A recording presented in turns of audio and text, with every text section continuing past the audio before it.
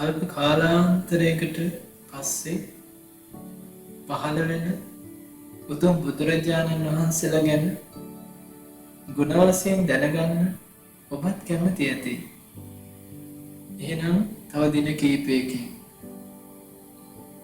ඒ කියන්නේ ජූලි මාසේ 25 වෙනි සෙනසුරාදා බ්‍රිස්බේන් මහමෙවුනා භාවනා අසපුවට පැමිණෙන්න.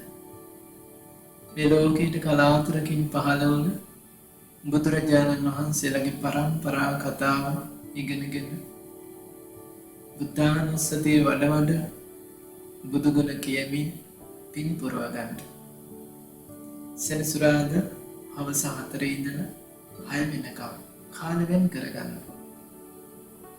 ඒ වගේම තමයි මේ වර්ෂය තුළ එළඹෙන වස් කාලෙට මහා සංඝරත්නයට වස් වසන්න කියලා ආරාධනා කරන පින්කමත් එදිනමයි තියෙන්නේ. හවස 6 ඉඳලා 6:30 වෙනකම්. ඊට පස්සේ ප්‍රණීත දන්සලකුත් භුක්ති විඳලා ගොඩාක් පින් පුරවගෙන යන්න දුර්ලභ අවස්ථාවක් ඔබට ලැබෙනවා.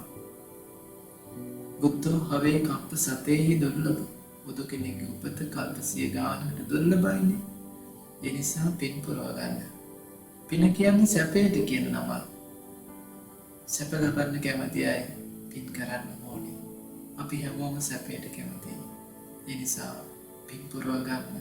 සැදැහැ සිතින් බ්‍රිස්බේන් මහමෙවුනාව භාවනා අසපුවට පැමිණෙන්න කියලා අපි මෙත් සිතින් ඔබට ආරාධනා කරනවා. තෙරුවන් සරණයි. නමෝ බුද්දාය.